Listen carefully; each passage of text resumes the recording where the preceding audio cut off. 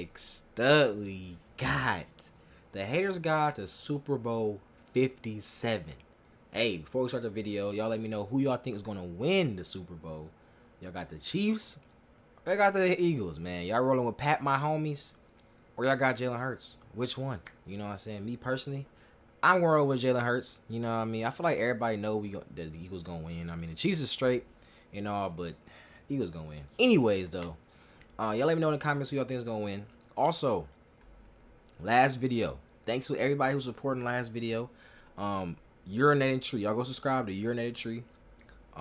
This is my first time like really checking this channel out and stuff like that. Y'all loved the last video. So we back, you know what I'm saying? The Haters Guide. I really don't know like too much. I guess he just hating. He's just a hate. You feel me? Just hating. Just in the name. You feel me? Hey, let's see what it been time. Bye. These playoffs honestly turned out close to what I expected. A few teams at the top surrounded by frauds and those punching above their weight. Even then, any given Sunday had us hope that someone could rise from the ashes, but not really this year. Too many variables and injuries. Oh my god, this had to be the funniest play in the world, bro. This dude throw it to not a single soul. It's not a soul. It's not a bro, not a soul in sight. Yo, that is hilarious, bro. Those that didn't make it further, I'm sorry, but it's time to read your epitaph. Ooh. What could have been? That's the only thing I'm thinking after this one. Buffalo was odd. Oh, so I think he's going through every NFL team and accent, like basically just hating on them. Off throughout this match. Makes sense. They were trying to hand Miami a hilariously embarrassing loss at home. With all the narratives and emotion in the world, yet they still couldn't capitalize. They were too battered by injury on the offensive front. Even with the lead in the second half, the Bills escaped themselves. Scored. Damn shame, but it was a near impossible task with Skylar Thompson under center. If the Dolphins have a healthy Tua, they probably win this one, which makes this season feel lost. So much hope at the beginning of the year only to have it all fall apart at the worst possible time. Josh Boyer's defense was part of the problem, and he's been canned. Just don't they fired him? Any lingering effects from those concussions. If he does, your ass. Oh yeah, y'all Dolphins fans. So I'm guessing Tua is actually not even coming back. That's what some people saying, he might not even come back because he didn't have what? How many what's phases did he have? Like 3 to 5 concussions. Like that is serious, yo. So hey, prayers out to his family for sure.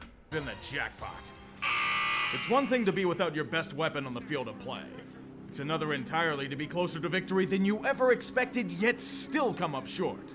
There's a dignity in being slaughtered. You don't get your hopes up. You acknowledge you were completely outmatched and move on. But when you're competitive, the Ravens chant nevermore and croaked like Poe in an alleyway. This dude threw it to nobody. What did you think the problem was? It was the offense. Like it has been for the past 2 months. This team wasn't to be trusted. And they confirmed it with a QB sneak in the 2. Oh my god, don't remind me of this, bro. I remember this. This right here haunts me at night. This is so funny, bro. First of all, we already know he's an off-brand he's an off-brand Lamar Jackson. That's not to be trusted. And they confirmed. Bro, this right here had to be the dumbest shit. This had to be the dumbest shit I've ever seen in my life, bro. I had to be. Okay, Donovan said he's tired of not getting the ball and tired of not being held back. Said Henley should never been in the position on that sneak. And then he added, if we would have had Lamar, we'd have won. No way, Jake got talking crazy like that. Yeah, I ain't gonna lie. I feel like Huntley, like I said, he's an off-brand Lamar Jackson. But I feel like also, too, like they kind of had too much faith in him, like he was going to replace Lamar Jackson. I think that was a problem. I think the Ravens tried to replace him with him. But you can never, like, he literally has exact, that's why I say off-brand. He's off-brand. You know how you go into the store, you see an off-brand Frosted Flakes? You know what I'm saying? It looked the same. But once you taste it, it's not the same. You know what I mean? Like, I remember what Drake said. It was hard. He was like, y'all albums is like a fire drill. It's like this shit feel real, but it's never real. Hey, Drake, that shit was hard. But it's the same shit. It's like, bro, it feel like it's him, but it's not him, bro. He not making plays. You know what I'm saying? He doing shit like that. Like, what the f***? That are living. The Chargers chargered so hard that it outchargers any chargering past. If I were them, I would pray to the Lord for forgiveness, for they have committed the ultimate sins. Getting endless opportunities from T-Law imploding under the bright lights. A 5-turnover differential, all in the first half. A 27-point lead in the second quarter. I forgot about the Chargers this. were escaping their own incompetence all season, but this is something different. This is their magnum opus. Years of horrifying self-inflicted failure pale in comparison to the outright larceny committed on whatever's left of their fan base. It was special. Something Falcons and Texans-esque. Bro, oh my God, this is kind of be the most embarrassing shit I've ever watched in my life. And it's because, it's crazy because I literally forgot all about it. Like, I literally forgot about it. And I was wondering, I'm like, why am I, it's the wild card game, and I'm seeing all these picks. How did the Chargers lose? But I forgot, these dudes had the greatest comeback in comeback history. And that's what I said about the Jaguars. The Jaguars literally have, this whole season, it was all built off luck. Literal luck. And I'm not gonna lie. Everything y'all did this season was luck, bro.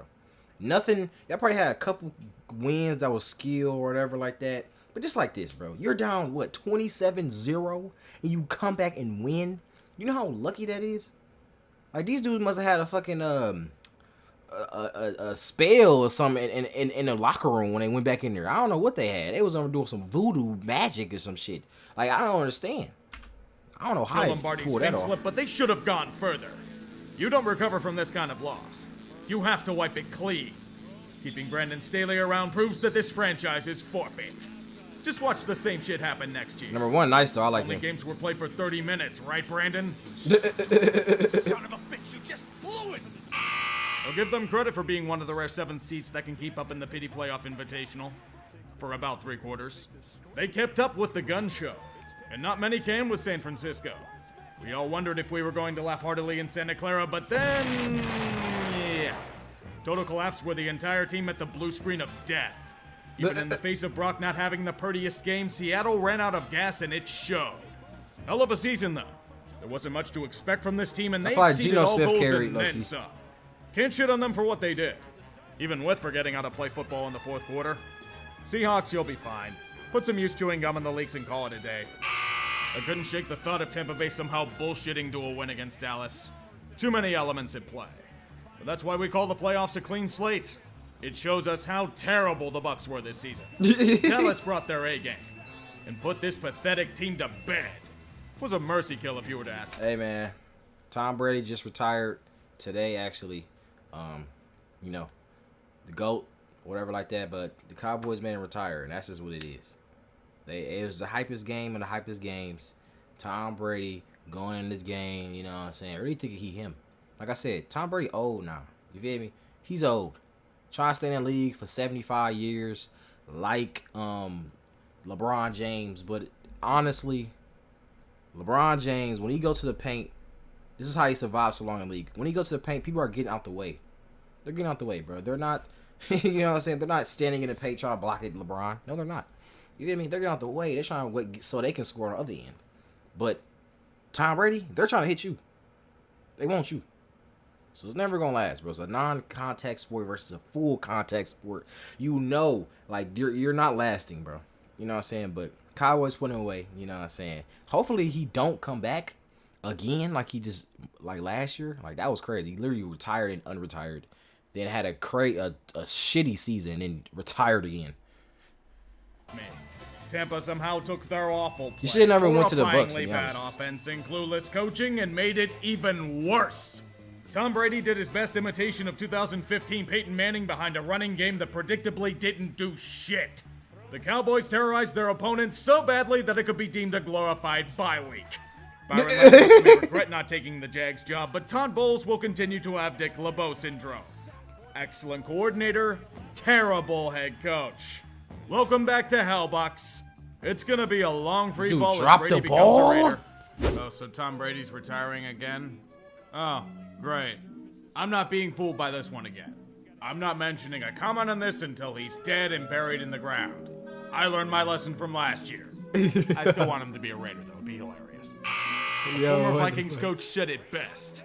They are who oh my god, the Vikings, oh my god. Frauds.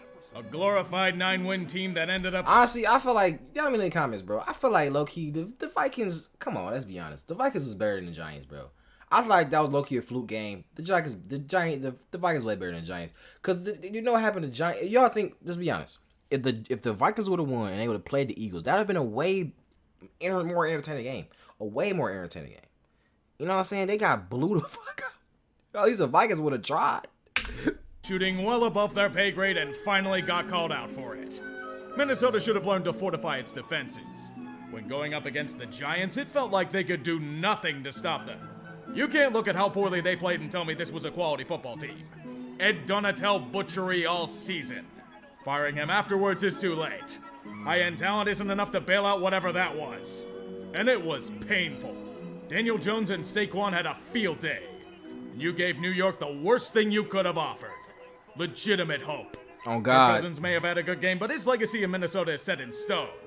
A 3-yard check down on a 4th and 8. That's what bro, I literally said that. Bro. When I was reacting to this game, I literally said it, dude. I'm like, it's 4th and 8. What did you throw it to his dude for? And he's covered. He's covered. But his legacy in Minnesota if he wasn't covered. Like honestly, sorry for the train. I'll take this. I'll take this read on 4th and 8 versus this 3-yard check down on a 4th and 8. This right here. If you would have like slipped out right here, you know, even though it's man cover, so somebody was gonna be on him anyway it go. I still have this so even if he did say right here, he threw over here, right? He threw it to the running back, Dalvin Cook. He had an open chance. Literally, he turns around, it's an open field, bro. As a runner, if you get tackled in open field, bro, you don't even need to be playing football. Okay, so if he actually loses that battle at an open field and gets tackled, he need to be his conscience to be shredded anyways.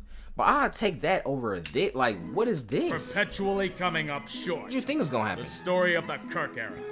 It's a shame he's gonna be Bill Buckner and he doesn't deserve it, but that's how the human. But I already said it, bro. Kirk Cousins is terrible, bro. Like he's not good, bro. I'm sorry. He's getting carried by his team. Kirk Cousins never been good. He's never been good, bro. It works. Never been good.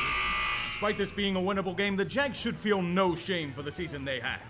Going from shag clown to clowning LA's failson is impressive all its own. But even then, they weren't ready for a deep push. Despite everything given to them by the Chiefs to win. Despite Patrick Mahomes being injected with enough Toradol to knock out an elephant. Despite KC's defense being as suspect as Carmen goddamn San Diego, Jacksonville couldn't capitalize. Any chances they had to win were squandered. Opportunities not converted. Fumbled away like Jamal Agnew in the red zone. Alas, all you can ask is what could have been. Watching Chiefs fans squirm would have been an outstanding sight. But once again, Duval was undercooked. But what a future you seem to have.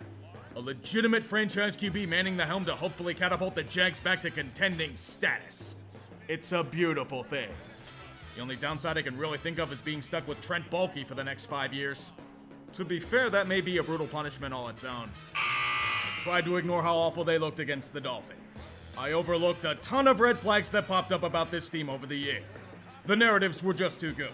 A snow game in Buffalo, strong favorites against Cincy, Damar Hamlin in attendance. The Bills made sure it was a storybook ending. The tale was Rumpelstiltskin. The Emperor is without clothes. Buffalo, with everything trending in their favor, laid a massive egg. What doesn't frustrate me is the inconsistent offense, nor the persistence on Zone D, nor being outclassed in every facet. It's that this was supposed to be the year. All the talk about how Buffalo got screwed over by a coin. Everyone proclaiming you to be a Super Bowl favorite, myself included. The big signing of Von Miller? To be fair, I don't know if a healthy Von would have helped. The Bengals were just the better team. And I honestly have no idea what you do if you're the Bills. This was your best shot. And you muffed it. Overused like Josh Allen on offense. He is their crutch. And until let go, they are doomed to the same fate over and over. Nobody circles the wagons of futility like the Buffalo Bills. This outcome shouldn't be surprising. The Giants were playing way over their heads all season. Marching into Philly was their death sentence. Nearly being chucked into a gladiator pit to be slaughtered by eagles. They were a far superior class of team, and it showed all game long. Philly forced Daniel Jones to beat them with his arm. He just can't do it. The G-men didn't stand a chance from the opening kickoff. And it was a slow and painful death for 60 minutes. It's a damn good season for a team that needed it, but this outcome leaves them with more questions than answers if you believe it. New York has a fascinating offseason coming up. What do you do with Danny and Saquon? Keep one, both, or neither? Does management feel that this season was a fluke, or do they have potential for... Signing both of them may take about $45 million of the cap. Ooh, dang. I feel like... That's okay, a good question. Who do you drop? Y'all let me know in the comments. Who do you drop? Danny Jones or Saquon? I feel like Saquon does his job. You know what I mean? That's why I don't just like not give to Saquon. I feel like he does his job. Also, Daniel Jones does his job as well. You know what I'm saying? So, I don't know, bro. Honestly, bro. Y'all let me know in the comments. Y'all gotta let me know. I won't know, bro. For something more. There are arguments either way, and I trust Shane and Dable to guide them down the right path. They've earned it after this. Congratulations, your team still can't make it past the second round of the playoffs. It's the greatest tradition in the NFL world. One that truly allows Dallas to earn the title of America's team. The nation celebrates when they're eliminated. Best of all, it was in a game that the Cowboys could have easily won. Their defense played valiantly throughout, but all it did was reinforce so many narratives about Dallas that you could mistake it for the 80s TV show. Predictable follies abound. Defensive players holding their ground for the offense to do whatever the hell it was pretending to attempt. Dak Prescott knew this was a legacy-defining game, yet fell apart when it mattered. Kind of like the Cowboys themselves, if you think about it. Any situation where you need your absolute best, Dallas falters. And everyone knows nothing's going to change. More of the same old things are going to keep popping up in the future, which includes the most hilarious play to end a game since Dak running a QB sneak up the middle with no timeouts. No, he's not the black Kirk Cousins. That comparison's insulting to Kirk. Odds of a cruel sense of humor. Yo. Build up teams and give them a false sense of confidence only to humiliate them in big moments. I had a feeling this was going to happen to Cincy. They were getting way too cocky, talking so much shit that no one in their right mind could back up. Eli Apple and Mike Hilton running their mouths, Burrowhead Stadium, the fucking mayor of Cincinnati issuing a paternity test for Mahomes. You're just asking for trouble. What? A healthy serving of humble pie must be delivered by a man with one healthy leg. I want to say one thing. The ref ball was especially heinous. An incredibly fucky game that felt manipulated as hell. Even then, the refs weren't the main reason the Bengals lost. They did this to themselves. A backup offensive line hurt them at the worst moments. Burrow chucking arm punts on 3rd and short. And the coup de grace, a back-breaking 15-yard penalty sending the Chiefs to field goal range. Shades of the 2016 wildcard game. Brutality in slow motion. Victory within grasp, yet manages to slip away. Forced to swallow a pill of bitter regret. Number 11 didn't even try to throw it back. Like, what are you doing? And the cost of glory. A true shame. Injuries have destroyed the Niners in 3 of the last 5 seasons. And the ultimate curse, it happened again. San Francisco was decimated by forces beyond their control. Losing 2 QBs is hard enough, but the 3rd time was finally the charm. Big Cock Brock was cut down by a fucked elbow. Having no choice, they were forced to chuck the eternal journeyman Josh Johnson out to play the biggest game of his life. Before he was also knocked out of the game. You're forced to rely on a Brock that can't throw a football more than 3 yards, you're done. Their entrails used as meat for a cheesesteak stand. Maybe those will show as much unnecessary fight as the Niners did. Horrifically undisciplined. Even if the Eagles got a ton of breaks, they were winning this one easily regardless. It was a funeral.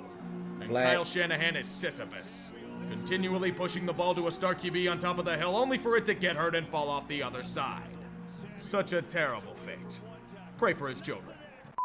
These playoffs have played out as I've expected. A handful of good teams surrounded by shit. 2 of the best have made it here. And the AFC is being represented by a common one. Time is a circle. No matter what everyone fancies about the league and its teams, the same outcomes tend to occur over and over again. We may speak of the rivals ready to take the Chiefs off their pedestal, the Chargers and their talented offense, the Broncos bringing in Russell Wilson in a huge move, the Raiders managing to exist, not to mention Buffalo and their revenge tour were gearing up to finally exhume their demons. Kansas City was getting cocky. Their haughtiness cost them the last few seasons. The Super Bowl against Tampa Bay where they were crushed by hydraulic press. Don't forget last year where they went out to a sizable lead against the Bengals only to be one-upped. The King was seemingly on his last breath. Facing a deep cap crunch, losing one of their best offensive weapons in Tyreek Hill via trade, You'd think the age of the Chiefs would be over, right? Not really. When you aim for the king, you best not miss. While inherently flawed, there are still weapons out the wazoo. And with Patrick Mahomes under center, they will always have a chance at greatness. Even on one leg, he will make magic happen. All the while, every broadcaster takes turns filleting him during games. There is some justification to it. He's the new face of football, you could argue. A man who enjoys ketchup on steak and driving a stake through the heart of his enemies. This includes Cincinnati. Oh, what a brutal sight that was to witness. The weapons that flank him are newer faces, but still threats nonetheless. There is a number 10 similar to Tyreek, but don't be fooled. That's merely Isaiah Pacheco, who's blossomed into a playmaker in his own right. They say this dude is a rookie, bro. That's crazy. Not bad for a 7th-round rookie. Jerick McKinnon is still kicking as a specialist in the backfield, and staying healthy as well. At wideout, it's a changed group. McCole Hardman's still here, but there's no real headliner of the bunch. Weapons aplenty, however. The main ones being offseason pickups in Juju Smith-Schuster and Marquez Valdez-Scantling. Not to mention Kadarius Toney, whenever he's healthy. They're allowed to be free because another main piece is still around. Travis Kelce. Wherever he is, you must be wary. He will punish defenses no matter what they do. Opposing fans throughout the world will scream why nobody's covering Kelce. Well, that's because he's like Teflon. Nothing sticks. Not to mention that strong offensive line led by Creed Humphrey and Orlando Brown. It's a deadly weapon all its own. And they're not down to backup tackles this time around. The defensive line is the catalyst for all hope on that end. Frank Clark and Chris Jones are the cornerstones of it. Jones has been a beast, but Clark has been disappointing this season. George Karlaftis and Carlos Dunlap are other formidable weapons on this front. All teams have a weakness, however, and this one's flaws in pass protection. It's one of the worst in the league. Despite all that Willie Gay and Nick Bolton do, it can't hide the fact that their secondary is young and inexperienced. They lost Javarius Ward and the Honey Badger in free agency last offseason, and L'Jarius Sneed suffered injury in the game against Cincy. Dang, I was thinking about what is the Chiefs' downfall? Because I feel like they're kind of a complete team, but dang, that is true. Like just by this play alone, bro, they let Jamar Chase go up and catch the ball over 2 people, bro. That's all I had to know about the secondary. I never even thought about that. That's crazy. So if he's not healthy, they'll have to rely on Jalen Watson, Trent McDuffie, Justin Reed, and Juan Thornhill to man the fort. Not exactly striking the most fear into defenses. You shouldn't scoff at them, however. Kansas City is in a position where it does its best. Hungry. Looking to upend those that doubt them. We made that mistake earlier, and we've suffered the consequences for it. The Chiefs will be going to their 3rd Super Bowl in 4 years. As that happens, Andy Reid eats the doubters of this team in the form of a delicious cheeseburger. This will be his 4th trip to the big game, and perhaps his 2nd ring in the process. To get that, however, he'll have to go up against a foe he knows very, very well. This is one of the few times where we will willingly go back to 2020. It was a year of hell, especially for the Eagles. To the glory of every division rival in the NFC East, Philly was terrible. Carson Wentz collapsing under the weight of Doug Peterson and his own propensity for hero ball. Damn. Years upon years of drafting fuck-ups. Flawed roster with next to no hope on the way. It's really crazy how one year a team could be really nice and then next year they could be literally ass. Roseman about to be deservedly roasted on an open fire. Just under 3 years after a Super Bowl win, they were relegated to accusations of tanking in their final game against Washington. After such a disaster, things needed to change. And Peterson was cast into the abyss for both losing the plot and losing a power struggle. Things looking mighty bleak for the Eagles, right? A bunch of baffling moves would usually signal the doom of all involved. However, Philly chose to unleash their deadliest weapon, a conversion to Satanism. Delving into the dark arts, Roseman found ways to take a terrible situation and save it from falling into a precipice. I would advise against making draft day trades with him. They tend to usually work out in Philly's favor. The quarterback, he's found his prize. Many questioned him drafting Jalen Hurts. He was cast off from Alabama. You have Carson Wentz. His upside at the NFL level is rather limited. That was until this year. In 2022, he burst from the doldrums to become one of the upper-tier QBs in the league. A weapon with a surprisingly accurate and potent arm. A man blessed with maneuverability and finesse in his feet. A true dual threat option. And oh, the weapons he has to choose from. Try running back, where he not only has Miles Sanders, but the spiritual successor to Darren Sproles in Boston Scott, and a third formidable option in Kenneth Gainwell. Try tight end, where Dallas Goedert has taken the reins from a traded Zach Ertz to become an ever-important safety valve for Hurts. But wide receiver, that's where they really shine. Philly finally hit on a drafted wideout. I know, it's stunning. Jalen Reagor and J.J. Arcega-Whiteside busted so Devontae Smith could fly. And catch incredible passes. And become one of the best wide receivers in the game. He doesn't get enough attention. You know why? Go back to draft time. Jacksonville breaking the bank for Christian Kirk opened up an opportunity. A legitimate headliner was ripe for the taking. And Philly refused to look a gift horse in the mouth. A.J. Brown, it's time for you and your wallet to shine like gangbusters. The man that helps Philly's offense become a dynamo. I have to give credit to that offensive line as well. One of the best units in the game, bar none. Even with an injured Lane Johnson at right tackle. That's what I'm saying, bro. I ain't gonna lie. I have faith in my Eagles, bro. I ain't gonna lie, bro. You know what I'm saying? I wasn't going for the 49ers to go take it all, but I ain't gonna lie, bro. Eagles got it, dude. Eagles got it. Just like you said, the secondary is their weakness, and the Eagles can also, they can just run or pass. They can do both. They have the best O-line, so they can do anything they want. So they can run or pass, and they have good receivers. And the Chiefs have bad secondary. So that's just like, bro. By the way, has anyone mentioned that Jason Kelce is Travis Kelce's brother yet? Are you tired of hearing about it? Good, because here's at least 50 more statements as such. Here are 100 statements on how loaded their defensive line and edge rushers are. 4 men with at least 10 sacks. Freshly paid Hassan Reddick, Josh Sweat, Javon Hargrave, longtime vet Brendan Graham. Fletcher Cox is still kicking ass as a 3-tech. Not to mention they just drafted an absolute beast in Jordan Davis when he's healthy.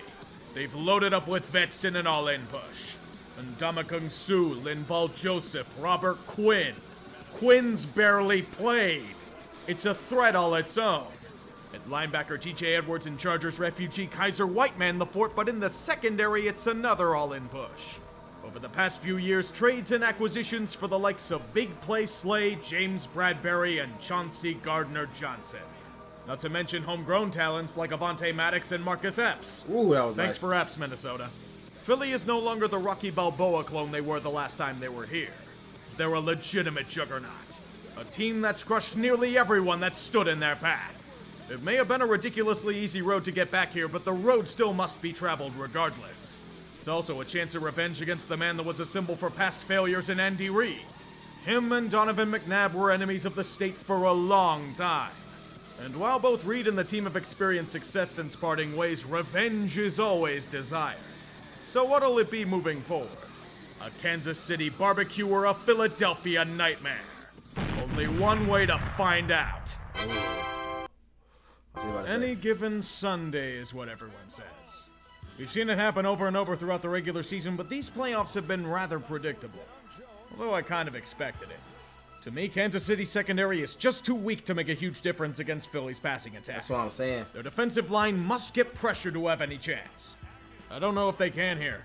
Cincy's O-line was weakened, but Philly's is still formidable. By that alone, I'm going with the Eagles to win. Is it really a jinx? All I know is that we'll be so tired of the storylines, we'll be dying for the game to start. Let me know who y'all thinking the win go in the comment section. I love y'all. We out.